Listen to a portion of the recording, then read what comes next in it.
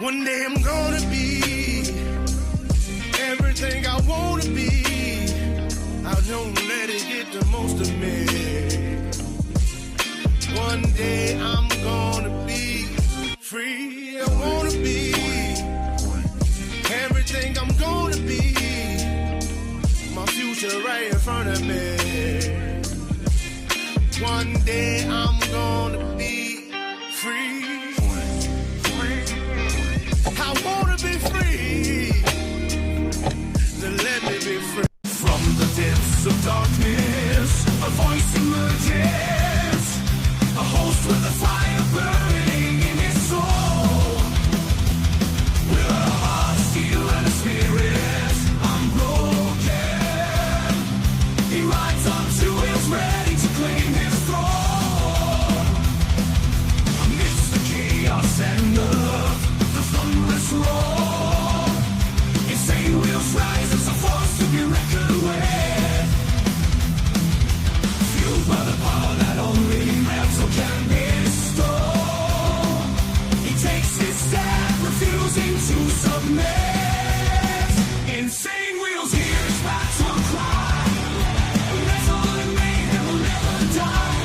Whistles report and pace his way. Oh, legend in the making, day by day.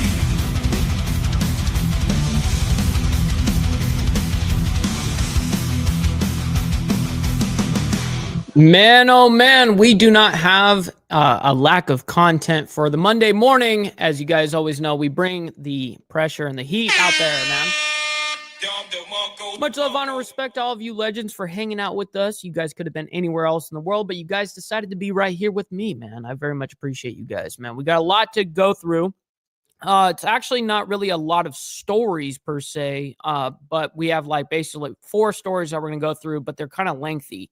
It's actually 3, I'm sorry, but there's 2 videos that go with 1 story. So anyways, listen, ladies and gentlemen, this is going to be a really good one. We have something called the Boulder terror attack. Now, we have updates on that as well. I'm not even going to explain what it is until we get into it. It's going to be our very first story.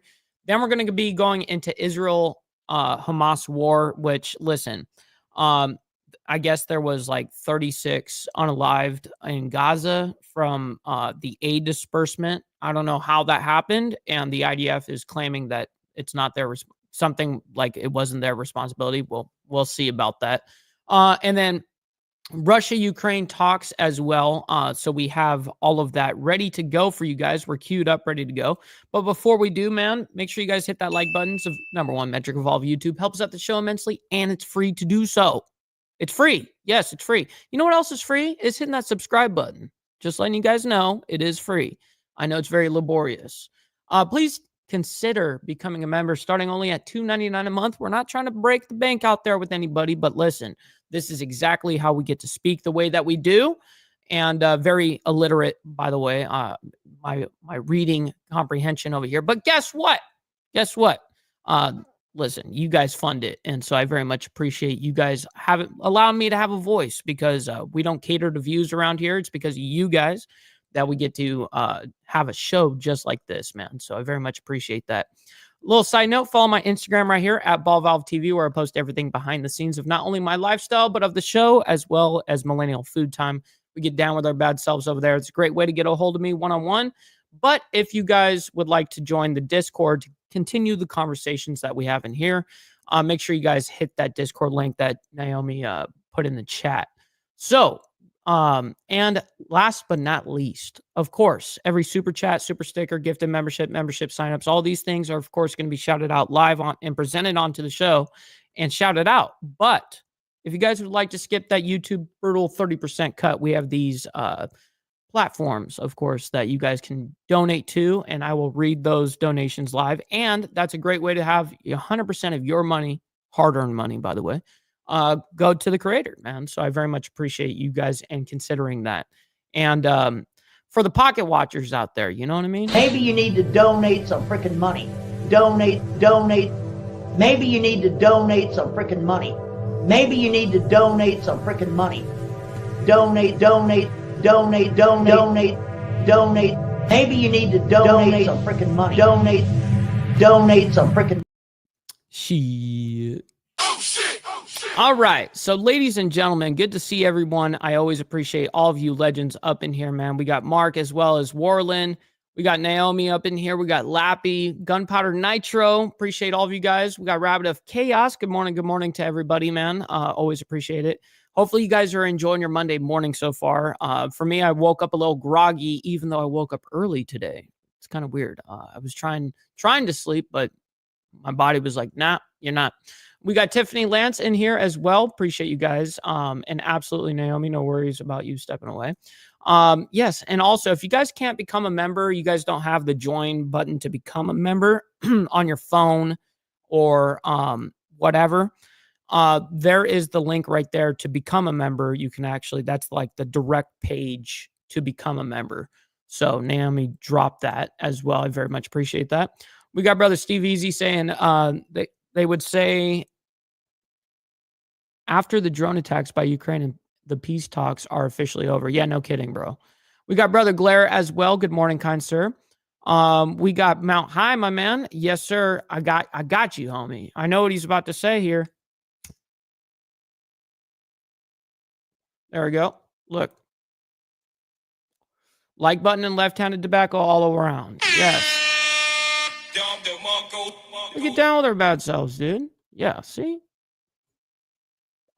So, ladies and gentlemen, we got brother Dwayne as well, man. Good morning, good morning. We got a lot to get through. Like I told you, there's 3 stories this morning that are basically the majors, and but they are lengthy. So what I am going to do is I am going to have, when we're watching these, I'm going to have them on like 1.25 speed. So it's not going to be too fast unless they're really freaking slow. Of course, then I'll do it. But yeah, you know, we're going to have it sped up a little bit. So you guys have a little Adderall, you know, so you guys know, like, hey, you guys aren't tweaking out on some Adderall right now. We got SNS, my man. Good morning. Good morning. Appreciate you, man. All right. So let's go ahead and get into today's craziness. And what we'll go ahead and do is just automatically set this up now. There we go. Let's do it. Washington, D.C. You can see people stepping to the podium right now, including FBI officials, Boulder police, providing an update on what they're calling a terror attack. Let's listen into it live. Good afternoon. And I have an update from the FBI as well. Just keep this in the back of your mind. Colorado terror suspect was in the U.S. illegally. And I forget where he was from specifically. Forget what, like Egypt or something like that. But anyways, we have updates on all of this stuff too. So I believe this came out last night. Yeah, 13 hours ago. This came out last night. And so I wanted to let you guys know what this is and then what the FBI is now classifying everything under. And also we have a face, I believe. Thank you all for coming. My name is Vicky Migoya, and I am the Public Affairs Officer for FBI Denver. We are here today to provide another update about the ongoing investigation into the incident earlier today on Pearl Street Mall in Boulder. First, you're going to hear from FBI Denver Special Agent in Charge, Mark McCulloch. His name is Mark, M-A-R-K, McCulloch, M-I-C-H-A-L-E-K. After that, you will hear from Boulder Police Chief Stephen Redfern. That is S-T-E-P-A. Okay, so he was Egyptian. Gotcha. E-N. Redfern is R-E-D-F-E-A-R-N. After the 2 men speak, we will take a few questions at the end. Thank you. And now, Mr. McCulloch. Now, even though these stories are long, that doesn't mean that I'm going to be playing the entire video on any of these, just so you guys know. There may be times I might skip through a little bit because they are bigger stories. They're like 20 minutes a piece. So I'm going to be kind of skipping through a little bit here. McCulloch. The FBI shares in the sorrow of the Boulder community. True, Anson. True. Emotional damage. Especially to those who have family or friends injured in this tragedy. We have surged resources and personnel to the scene. Our special agents, our victim specialists, and evidence response teams are doing everything they can to assist our law enforcement partners. In the coming days, we will continue to support the victims and help uncover the events leading up to this terrible attack. Know that we stand with you, we grieve with you, and we are here to help for as long as it takes. We're early in the investigation, but some details have emerged. I'm able to confirm there are 6 victims ages 67 to 88. Damn. 66 to 88. Leaves 6 injured as suspect yells free Palestine. Stupid. All of them have been transported to local hospitals. This attack happened at a regularly scheduled weekly peaceful event. Witnesses are reporting that the subject used a makeshift flamethrower and threw an incendiary device into the crowd. The suspect was heard to yell free Palestine during the attack. The subject has been identified as Mohammed Sabri Solomon, and he's 45 years old. The FBI is processing the crime. So he couldn't even unalive people his own age. He had to go for the older citizens. Fucking pussy. Scene in the subject vehicle and interviewing key witnesses. We're assisting Boulder Police in providing technical, analytic, and additional forensic resources. As a result of these preliminary facts, it is clear that this is a targeted act of violence, and the FBI is investigating this as an act of terrorism. Sadly, attacks like this are becoming too common across the country. This is an example of how perpetrators of violence continue to threaten communities across our nation. It's our job, the FBI, the Boulder Police, and our law enforcement and community partners, to bring these criminals to justice and keep our communities safe. We're asking for the public's help as we continue to investigate this horrific act of violence.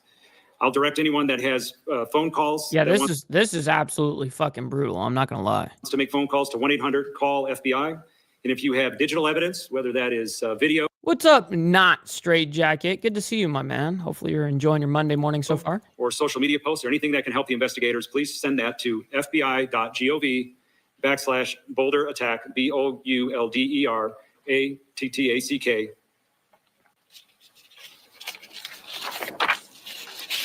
Our strength as a society comes from our shared values and our commitment to protecting one another. Any attempt to protect, any attempt to divide us through fear or harm has no place in Boulder, in Colorado, or anywhere in our nation. We stand in full solidarity with those targeted, and we will continue to ensure that justice is pursued swiftly, that support is provided to victims and their communities, and preventative action is taken to protect everyone's safety. And I'll turn it over to Boulder Police Chief Redford. I got you straight. Thank you, Special Agent in Charge. As was mentioned, my name is Stephen Redfern. I serve as the police chief here in Boulder. I want to thank, first and foremost, the FBI for their swift response today and our partnerships, which preceded this attack today. We are very grateful for their assistance, and we'll be working hand in hand moving forward. I want to give first an update on the scene. As many of you are aware, we have several blocks closed off in downtown Boulder surrounding the courthouse. We are still clearing that area for devices. We have multiple teams of K9 and our bomb squad and hazmat teams in that area.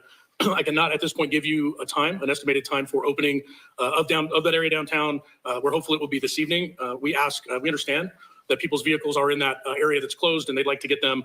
Please follow the Boulder Police Twitter account or other social media as well. We will report on that when we open that area.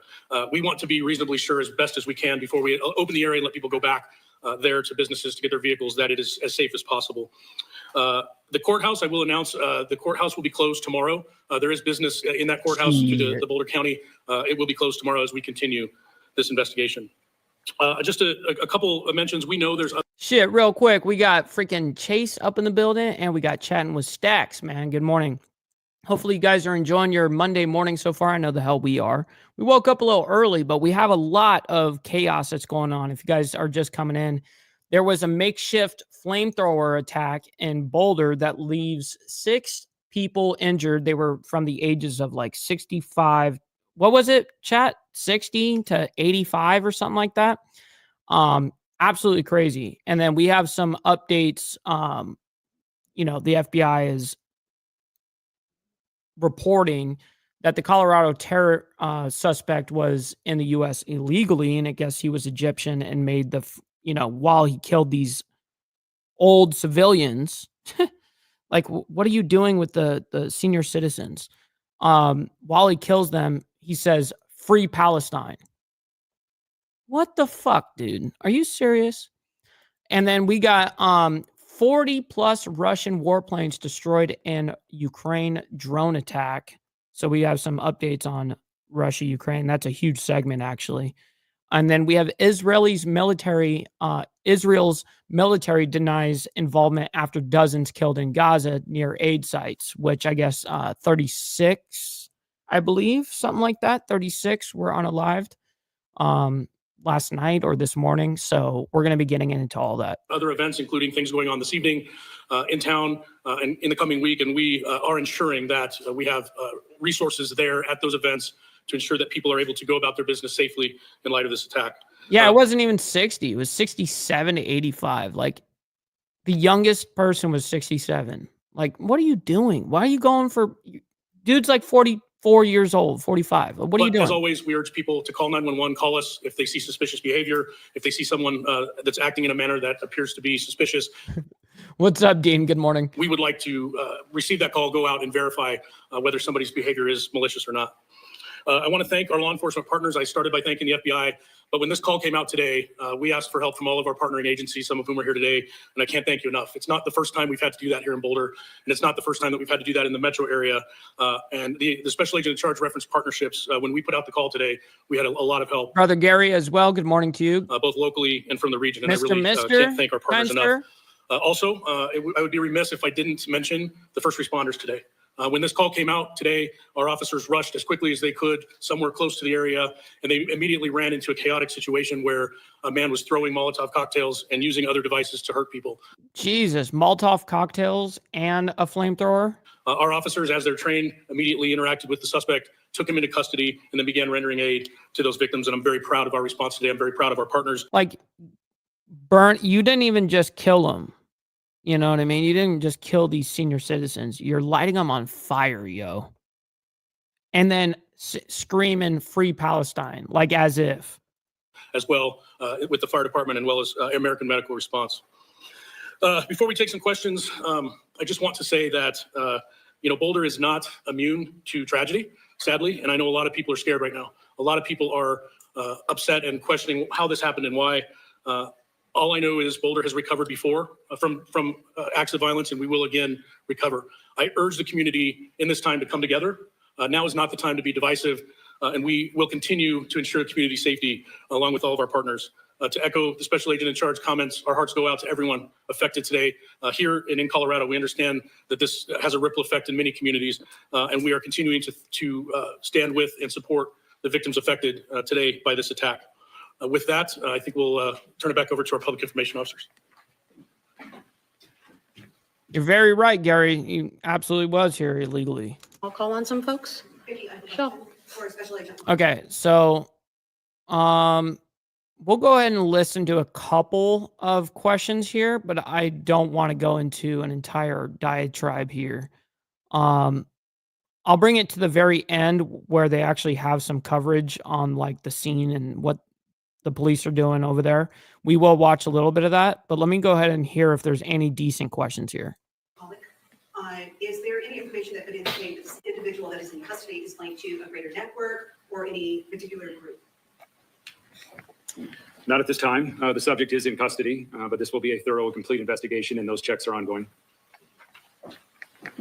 Yo, real quick. We got my brother Fredo up in here. Where'd he go? I see him. There he is. Shit. What's good, my man? Happy Monday morning. Colleen? And brother Steve Posey. Of this suspect's name and what custody he's in. Is he going to face federal charges or state charges? What's next for him? Got it here.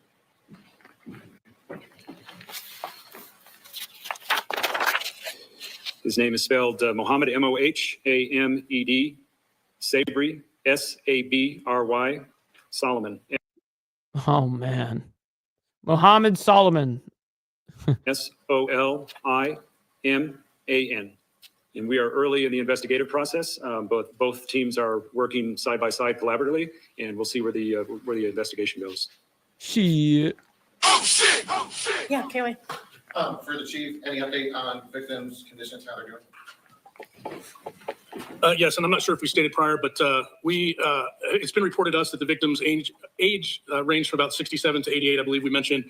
We know that 4 of those victims were taken to Boulder Community Hospital and remain there or have been released. I don't know the status of that. 2 additional victims were airlifted to the Denver metro area, I believe to Aurora Hospital burn unit. At this time, all 6 victims are still being treated. And again, our thoughts are heavily focused on their recovery right now. So the question was about the condition of the victims. The last update I had is that at least one. Yep. And you know what's crazy about that, Gary, is I remember the left was saying this whole time. It was a white male the whole time. They were promising it. And they were even questioning, like, okay, well, we haven't seen a picture, we haven't seen a name, we haven't heard a name, we don't know anything. They're just claiming it's a white male. Like, how are you so sure? They're like, well, we know, and do you think we would just say that? And if we were wrong, it's like, well, yeah, you're wrong. You know what I mean? Oh shit! One victim was very seriously injured, probably safe to say critical condition, and then other victims received more minor injuries. I think there's a wide range, but we haven't talked to doctors yet and gotten an actual rundown of specific injuries. It doesn't include the suspect, does it? The suspect. I did not, Brother Steve Posey. I was busy this morning. But hey, I can catch it later though. Was injured. The suspect was taken to the hospital and he was examined there as well. I'm not sure if he's been taken to the correctional facility yet or not. One more question? There are people online, maybe witnesses, that say there was a second attacker. Can you speak to that at all? What I can say, and I will say that I've been involved in several of these mass casualty events in my career, and there's almost always reports of multiple suspects. It's very typical. We did receive reports of differing descriptions. From everything we know in the witness briefings and interviews that we've done at this point, we do not believe that there is an additional suspect at large. We're not going to say that with absolute certainty because we're still conducting a lot of interviews. But we believe that the initial report of 2 suspects, we have not been able to confirm that, and we're fairly confident we have the lone suspect in custody. All right, so we also had a question about the prosecution. Boulder District Attorney Michael Doherty is present and can elaborate a little bit. No need for that. All right, we're going to go ahead and skip ahead here and get into what the general facts are. They usually kind of consolidate it at the end, so we'll hear. Incident on the Pearl Street Mall saying 6 people were injured, taken to local hospitals, several transferred to the Aurora. Shit, what's up, Hardwire? We got my man up in the building. Good morning. At a medical facility some area away. The suspect was also taken to the hospital as they were learning more information about this suspect, Muhammad Solomon. And after Christopher. a makeshift flamethrower and also incendiary devices were found on him. They said they're investigating this as terrorism after this. So it wasn't just a makeshift freaking flamethrower. It was Molotov cocktails as well, burning up old people. Why? And then screaming out, "Free Palestine." Bruh. This incident earlier today This in is Boulder, crazy. the area where this happened on Pearl Street and 13th is still closed. What's up, David? Until potentially tomorrow. And they also wanted to go against some reports saying there was only 1 suspect. That is what they believe at this time, although the investigation is still very much in. Oh, I saw that on social media, Steve. Yeah, I saw that like 2-3 days ago or something like that on social media. Its very beginning stages. So that's what we're learning here on Live Now from Fox. 6 victims taken to the hospital. Age ranges from 67 to 88 as they have identified this victim, and they're investigating it as an act of terrorism as some of these individuals were gathered to protest for the release of hostages from Gaza. So following this here on Live Now from Fox, I do want to just briefly tell you more about what we know as several people were injured. And you also heard them talk about incidents, including in Boulder back in 2021, the tragic mass shooting of 10 people were killed at a local grocery store chain. So Mike Doherty, the district attorney in Boulder, Colorado, mentioning that, talking about the high-profile nature of some of these incidents that have happened in Boulder, Colorado. Of course, 6 people were injured, suffering. Yeah, dude couldn't even take out the old folks over there, 67 to 85-year-olds, 6 people, and didn't even unalive them. You're not even good at what you're doing. Like, boy, you better shit. You're done, dude. You're done. And you don't even get to have the luxury of like staying in our prison system. Nah, you have no luxury of that. Burns on Sunday. They are still remaining in the hospital right now at this point. But just some very interesting information right there. What's up, Brother Todd? From the Boulder Police Chief, Stephen Redbeard, talking about this makeshift flamethrower the suspect had, and also the fact that he did yell "Free Palestine" as he was also being arrested. And that echoes to what we saw, the fatal shooting in Washington, D.C. more than a week ago, as 2 Israeli embassy staffers were tragically killed outside of the Capital Jewish Museum. So again, this happening in. Well, it could be because this was reported 12 hours ago, right, Stephen? I have an update what the FBI's class, you know, they have like a 2-minute little update after this that I'm going to show you guys. I haven't watched any of it. I haven't watched any of this shit, but we're watching it, you know, together. But I didn't know that there was one unalive. That's terrible. I mean, all that's terrible, dude. We got brother Papa Penguin up in the building. Good morning, my man. Always appreciate you. And that's right. By the way, real quick, Hardwire says, don't forget to donate to the Hardwire and Mike Needs Beer GoFundMe for 4th of July party funds. Yes. Yes, sir. Make sure you guys hit that GoFundMe up. We have a awesome 4th of July party that we're going to be hosting here at the Ball Ranch Enterprises. And it's going to be a great ass time, 4th of July weekend. So if you guys can't be here or whatever the case is and you want to participate, you know, there is a GoFundMe link for the party itself. It's obviously a lot of money to go ahead and host not only a big barbecue weekend, but having it where I'm inviting people from the YouTube / social media space. It's kind of a big party, you know. So if you guys can hit up that freaking GoFundMe, it'd be awesome. Very much appreciate you guys. Boulder, Colorado here on this Sunday, just around 1:30 local time of when it happened, and the reports started to filter in. And this is a very popular area in Boulder, the outdoor mall, the Pearl Street Mall. It is very busy this time of year. Plenty of tourists, plenty of college students frequent this location, shops, restaurants, plenty up and down the area. No cars go down through this mall. It is only a walking mall right there next to the Boulder County Courthouse. So we're all following this very closely, and just want to reiterate some of the information that we gathered here from the FBI, from the police, talking about this. As the FBI says, 6 were injured, and they yelled. The suspect did Free Palestine, used a makeshift flamethrower. It was a peaceful event scheduled weekly. Of course, it was a 45-year-old man. As they said, it was a clear, targeted act of violence becoming too common across this country. And as I mentioned, some of the most recent Semitic violence that has been too brazen. That a word from the Attorney General of Colorado, Phil Weiser, talking a little bit earlier today. The FBI is swiftly responding to it as several blocks still closed around the courthouse. K-9 units, bomb squad, hazmat teams were on the scene. The courthouse will be closed on Monday, June the 2nd. They say a man was throwing Molotov cocktails. Aid was rendered to victims after the man was taken into custody. All 6 victims are still being treated, at least 1 in critical condition. This was the update from much love, brother Warland. You get some sleep, man. We'll see you on the flip today side. That they were life-threatening, potentially injuries. Some were airlifted to other hospitals closer to Denver, Colorado, to their burn victim units. They do not believe there's an additional suspect at large, although they won't say 100%. They're fairly confident to have the lone suspect in custody. And then we also heard there from Michael Doherty, the district attorney in Boulder, talking about what we were learning here, talking about the act of terrorism that unfolded earlier on today. So we're following this here on Live Now from Fox, and as they mentioned, that will also. All right. So what we'll go ahead and do is that was 12 hours ago. Now this came out 2 hours ago, and we're going to go ahead and pull this up. This is an update from the FBI, I suppose. It is. Okay. So Boulder, Colorado terror attack suspect video. What? And we do have some new video of the suspect that we do want to show you right now. Oh, shit. Here we go. We're here, brother. We're here. We can't do nothing about that. We can't do nothing. Oh, he is a white dude. He is a white dude, but he's fucking Egyptian. Oh, shit.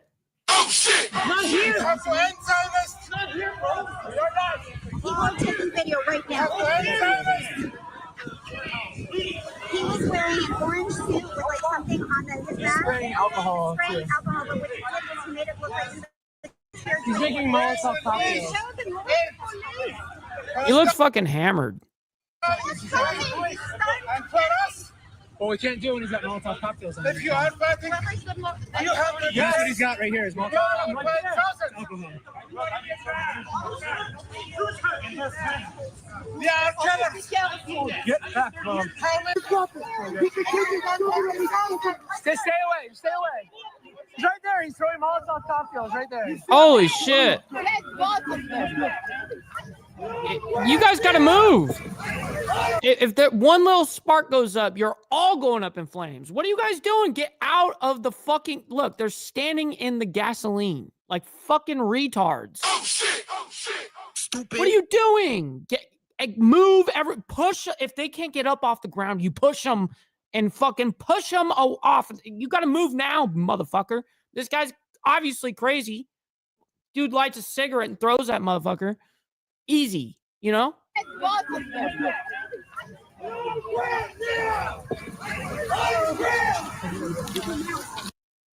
There's the cop.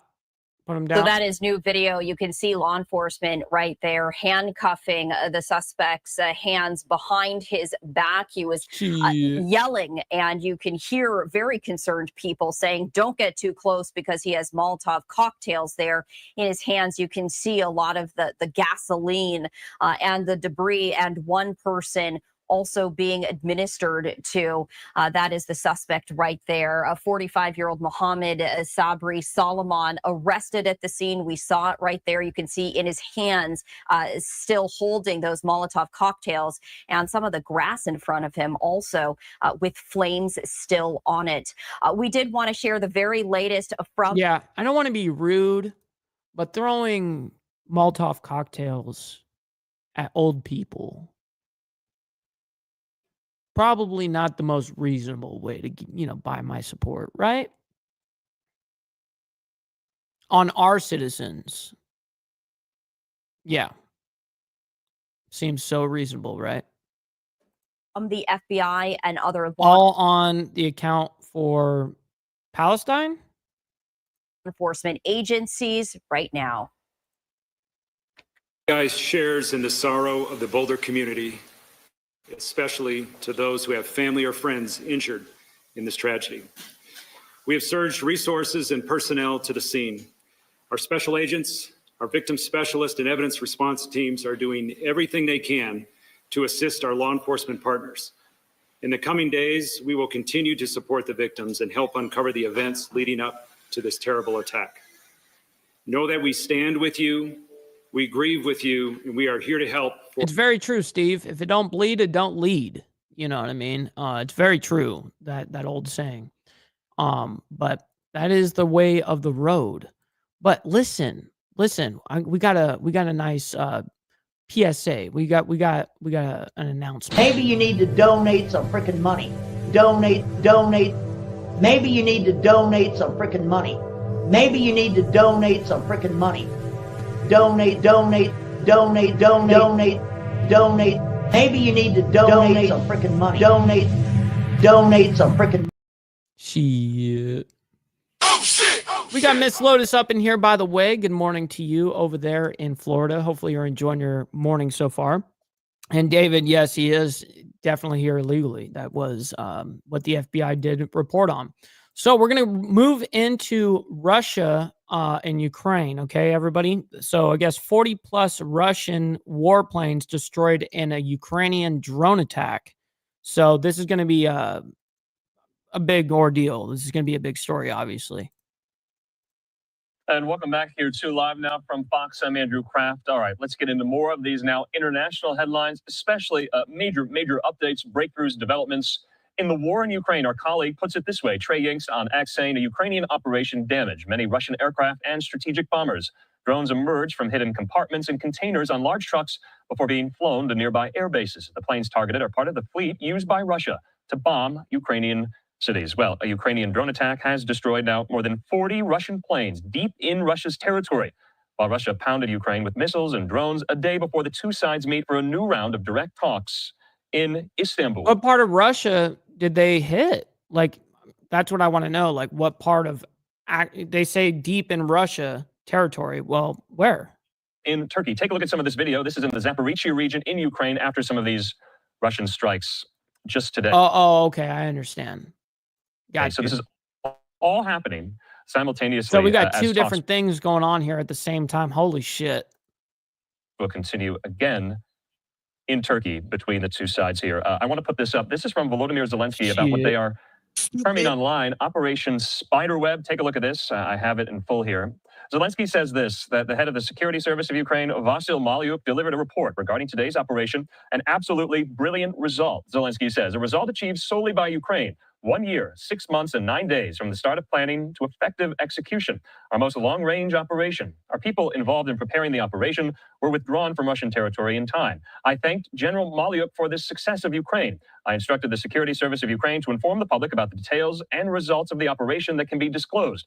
Of course, not everything can be revealed at this moment, but these are Ukrainian actions that will undoubtedly be in history books. Ukraine is defending itself, and rightly so. We're doing everything to make Russia feel... Oh my God. The need to end this war. Russia started this war. Russia must end it. Glory to Ukraine. All right. In the meantime, here, let's talk about this. Sorry to break it to you, but you know, Mr. Zelensky over there. Russia didn't start that war. You're an idiot. You started that war. They told you exactly what not to do, and you did it. If you do this, we're going to fuck you up. Okay. Well, most people will go, we shouldn't do that then. And then everything's cool. But nah. And then you want to play the fucking victim? Even further with our friend there at the Foundation for Defense of Democracy's retired Rear Admiral, Mark Montgomery. He joins me. Mark, so good to see you. Thanks for being with us. Had to get you on because I would make the argument, maybe you agree, this is really a watershed moment for Ukraine's defensive actions, going so far inside Russian territory to carry this out 2,500 miles from the Ukrainian border. What exactly did they do today? Well, thank you for having me, Andrew. And, you know, this is a watershed moment. That's the perfect description. This was a significant action, and it was... Yo, Frederick Frame, my man, good morning. An innovative, creative attack, really expertly, professionally executed. I put it on par with the Israeli beeper or handheld walkie-talkie attack they did against Hezbollah late last year, in the sense that it took years of planning, in this case, almost 18 months, and secrecy and smart targeting. I'm with you, Mark. Fuck them both. But yeah, no, I absolutely am with you on that sentiment. And then an effective blow. And this was an effective blow, taking out, you know, at least temporarily and maybe permanently, a third of the bomber force of the Russian Air Force. Their Tupolev 22 and Tupolev 95 bombers. And I have to mention the Antonov 50 that they hit. That is a low density, high value unit for the Russian Air Force. They've lost one or two in combat already from from ground to air missiles, and to lose this one, lose another one is a big deal. So a big event, Andrew. Yeah, I want to put up this post there on X from Anton Gerashenko with a photo. That's Vasyl Malyuk. He's the head of the security service of Ukraine during the Spiderweb special operation, with photos of those Russian bombers before him. And that is what so many of these drones targeted. And you talk about the time that it took to prepare and plan this. I mean, you guys can see the actual planes ready to go, where they're going to hit the wings and what they're going to do. We're likening it to the Israeli pretty ballsy Hezbollah pager walkie-talkie operation. Some though, I mean, he put that out after they did it, but yeah. Even saying this is as significant, if not more, than the Ukrainian basically invasion. They took territory in the Kursk region of Western Russia last summer. Would you put it on par with that? Well, they definitely were trying to achieve different things there. In the case of the Kursk invasion, that was to get something back. I would put it on par in terms of its surprise and the pain that Vladimir Putin is feeling. Putin has got to be understanding now that he cannot... Understanding now? You stop the cap, yo. Stop the cap. That he does not, set the narrative in this conflict. No, who sets the narrative in this conflict is USA. If we come in and say, you know what, you motherfuckers are done, go to your rooms, then that's what happens, right? No, this guy's an idiot. What the fuck is he going on about? Ukraine is not going to capitulate. This was a strong signal from Ukraine to the European leadership and to President Trump that we do have cards to play, and that we're going to play them, and we have skills here. I want to mention one other thing. This is very different than a Russian attack. The Russian attacks you've been ably reporting on are by and large against critical infrastructure and civilian casualties, civilian targets. This was a very explicitly military strike, aimed in a way that minimized civilian casualties. These are words that you never apply to anything Vladimir Putin or Russia do in Ukraine. Mark, does it also speak to Ukraine's domestic drone production capabilities and industry within the country itself? From what I understand, these were all Ukrainian drones.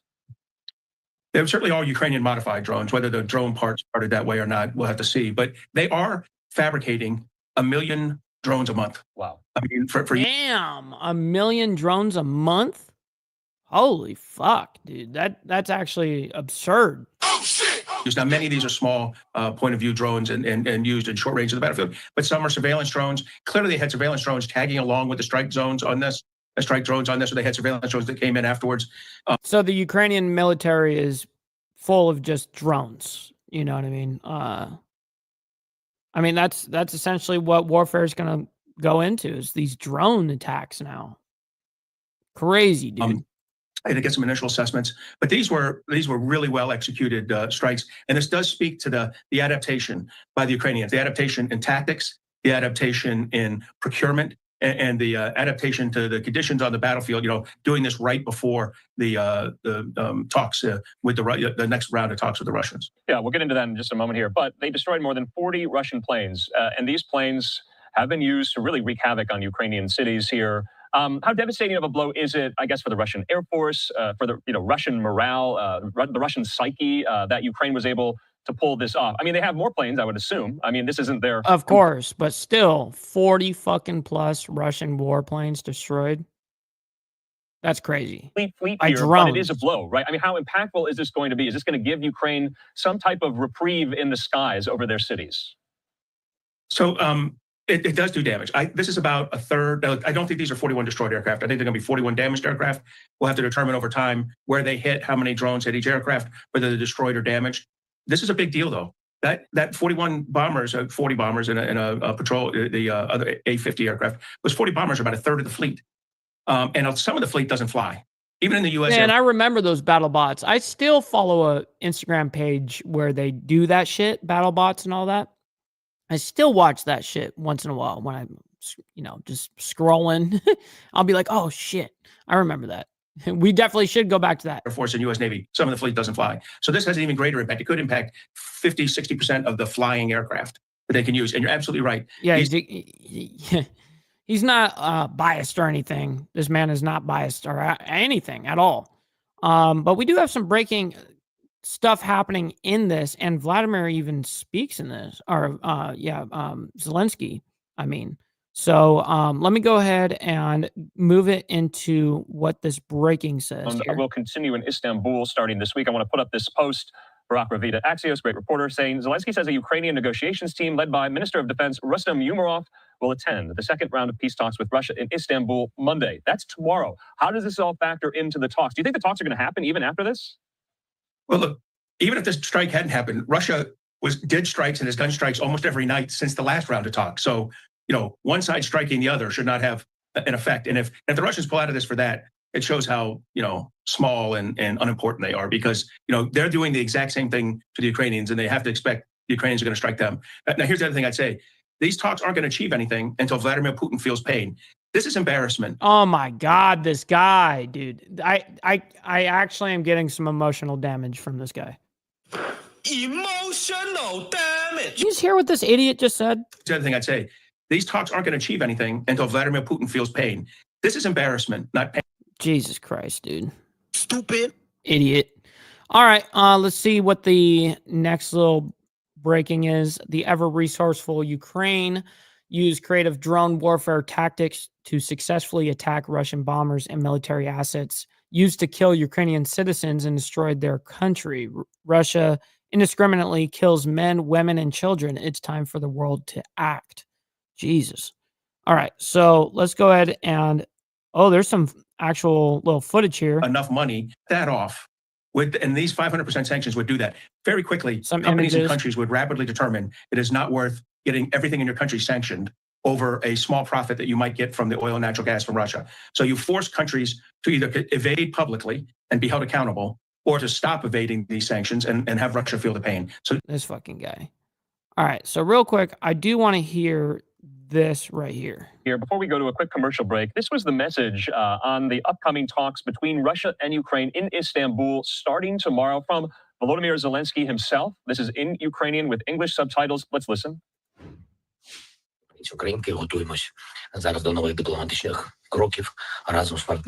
Oh my God.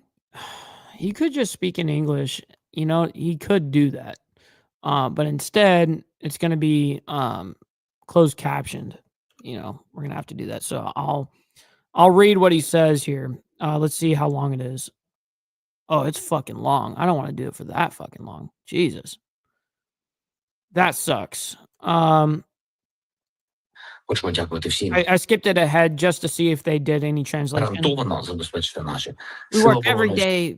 Our defenses forces are fully equipped and are ready to take on the enemy, blah, blah, blah. Okay, all right. Heard enough. Good job over there, Dingleberry. All right, so let's go ahead and move this on into our last segment, ladies and gentlemen, which is the Israelis. Israel's military denies involvement after dozens killed in Gaza near aid sites. I guess this happened within the last couple of days. I heard that this report of 36 more people unalived in Gaza.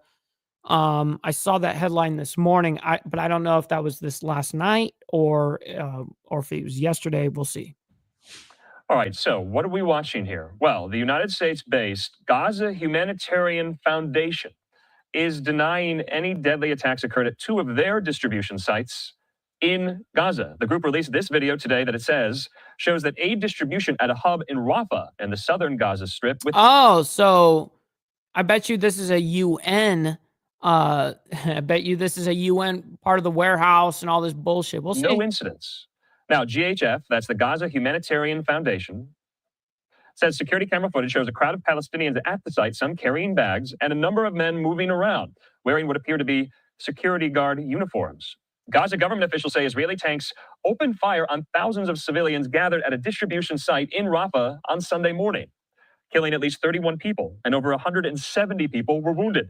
At least one person was killed in a shooting at a similar distribution point south of the Netzarim corridor in Gaza City. Israel's military said in a statement its forces did not fire at civilians near or within the site here. But take a look at this. This is drone footage released by the IDF. You see this was captured earlier Sunday. It reveals armed and masked individuals hurling rocks and firing at Gazan civilians, attempting to collect looted humanitarian... Shooting at Gaza civilians. Why? This is in southern Khan Yunis. Hamas, obviously, they say, is a brutal and murderous terror organization that is starving the residents of Gaza. That was the IDF saying that. Hamas, they say, is doing everything in its power to prevent the successful distribution of food in Gaza. Now, I want to put up this. This is a statement by the IDF. They say this. They say false reports have been spread in recent hours, including serious allegations against the IDF regarding fire toward Gazan residents in the area of the humanitarian aid distribution site in Gaza. Findings from an initial inquiry indicate the IDF did not fire at civilians while they were near or within the humanitarian aid distribution site, and that reports. I don't think they would just openly fire into crowds like that. No, I think they're a little bit smarter than that. Effect are false. They say the IDF is cooperating with the GHF and international aid organizations in order to enable the distribution of aid to Gazan residents and not to Hamas. The IDF calls on the media. And the guy that was shooting openly right there on that footage right there, no one was in uniform. I mean, that dude looked like he was in flip-flops and shit. To be cautious with information published by the Hamas terror organization, as proven in many previous incidents. The IDF also put out this video on social media, also rejecting these claims. Let's listen. I'm here in the city of Rafah. Right behind me, you can see one of the distribution centers we opened in the last few days. So far, we opened 4 distribution centers, and we are intending to open more of them. We already launched or distributed more than 16,000 packages of food to the people, in addition to more than 1,000 trucks already entered Gaza, loaded with humanitarian aid. Hamas is doing his best, is almost to stop us from doing so. He's spreading rumors, fake news. He's trying bluntly and violently to stop the people of Gaza from reaching those distribution centers. I urge you not to believe every rumor spread by Hamas. We will investigate each and one of those incidents and each and one of those allegations. We are professional military, and we will do our best in order to dismantle Hamas, to release our hostages, and to spread the population of Gaza from... Honest question, Mr. Mister puts up. Do you think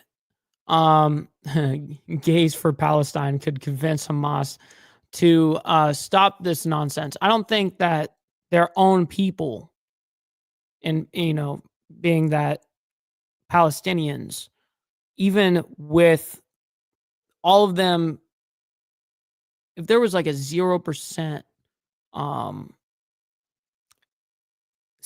whatever rate, like approval rate, whatever, even if there was 0%, I honestly believe that they're just going to do exactly what they're going to fucking do no matter what. They're funded. has nothing to do with what the citizens want. It has nothing to do with what any other activist, people could do. I don't think that you can stop Hamas in that regard. You can't do it in that regard. I don't think their own people can talk them out of it. I don't think any of that. I think that they are radical, and that's just the way it is. And who funds it? That's why, honestly, they're always going to have a streamline of money, being that this is Iran's fucking war.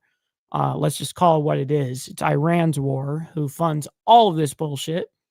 So I think that's only one layer of the 20 layers of this onion. I think it's much more complex. From Hamas and from Hamas leadership. All right, that was the IDF there on camera, on video, via a spokesperson with their response saying, don't believe what Hamas puts out there, calling it propaganda. In the meantime here, let's bring in... True, I haven't been saying that at all this stream. Make sure you guys hit that like button, yo. I very much appreciate it. I know it's very laborious. I know it's a lot of work, but it is free to do so. So I very much appreciate your engagement and your engagement in the chat as well. The conversation, our colleague and friend there at the Foundation for Defense of Democracies, Joe Truzman, he joins me. Joe, good to see you here. This has been somewhat of a feature of the war between Israel and Hamas. These attacks break out at these aid distribution sites and centers here, and Israel gets blamed. Do we know what's going on? The IDF is strongly rejecting the claim that they are responsible for this. Do we know who this was? More than 30 Gazans were killed trying to get looted food. Right. So terrible. Again, I'll start saying by saying it's always a pleasure to be on. But yeah, it's unfortunately we don't know for sure, right? We saw some evidence, right, that you showed just a moment ago, but it's essentially No, I'll be honest. Okay, so when anybody comes up and talks about a certain side or talks about things unbiased, it's not. There's always going to be a bias there. You've seen that it's a what do they call that? A circular argument. It's just, if it's not this, and then you just keep circling. It's just a circle. You know what I mean? And I don't believe any of them either.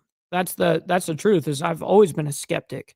So once I see some shit, like I'll even report some stuff like the breaking news and stuff like that, and then I'll do my own digging, on that story or whatever the case is. I don't just do that and then move on. Like I'll like actually research this shit and follow up on these breaking news things as well. But I definitely don't trust either side either. And Steve says truth is always in the middle of both sides BS. Yeah, that's oftentimes true. That's oftentimes very true, especially regards to Israel-Palestine. All right. It's Hamas saying that Israel killed Palestinians, and it's Israel saying, well, no, we didn't. But I think the important point here is that Israel is correct when, especially the IDF, when it says that Hamas, right, does not want to see Palestinians use this new mechanism, right, to deliver aid. Because essentially or effectively what it does, it takes power away from Hamas, the leverage that Hamas has over Palestinians. So, and Hamas doesn't... Not really, because now it just enables Hamas to go rob their own citizens now, instead of robbing a big supply of it, which is a lot easier for Hamas. But now they'll just jack it from their own people and then sell it back to them. I want that, right? But it's not enough to say, all right, or to prove that Hamas was involved here, that they fired on Palestinians collecting food or aid. So again, it just boils down to what Hamas is saying, what the IDF is saying. However, at the end of the day, again, I have to say is that it's in the interest of Hamas for Palestinians not to collect food, all right, from these new sites, from this new mechanism. So it's really tough to say, unfortunately. Right now, I think we just need more evidence. So, Joe, obviously over the last 75 days on the international stage, Israel was roundly condemned for preventing any aid from going into Gaza.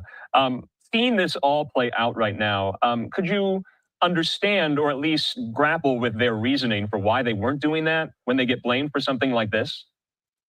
Right. It's understandable. At the same time, I think when Israel cuts off aid to the Gaza Strip, we must understand it's not to damage, the intent is not to damage or hurt the civilian population. Look at that shit.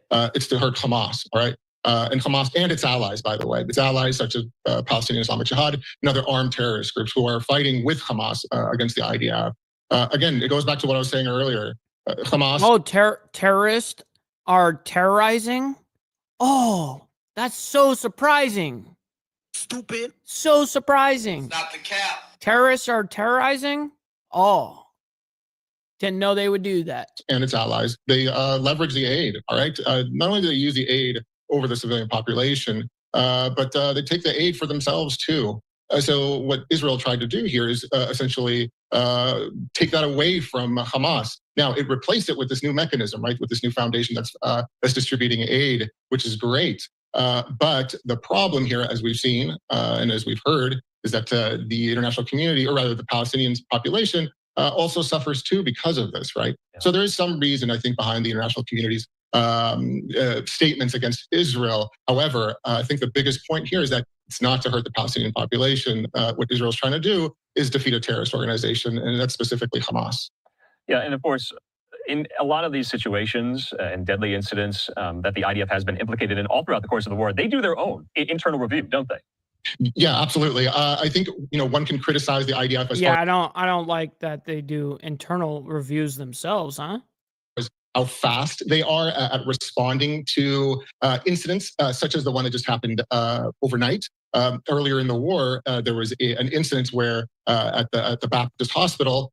We got Brother VT up in the building. Good morning to you. In Gaza, where an errant Islamic Jihad rocket hit the compound, or at least a parking lot outside of the hospital, and the media was quick to blame Israel, right? But that's the problem. They weren't quick enough. The Israelis weren't quick enough to respond to it. And I think that's what hurt them here as well, and in other incidents where it took them time to respond. But nevertheless, yes, there are incidents like this and others where Israel is blamed right away without the facts coming out, without the evidence coming out. And that's a problem here. But this is the age of social media, quick news. So it's an issue that they're still grappling with, I think. But especially in this incident. Yo, Brother King Blackout, my man. Hopefully you're doing fantastic this Monday morning. I know that we are over here. Good to see you, man. Hopefully all is well.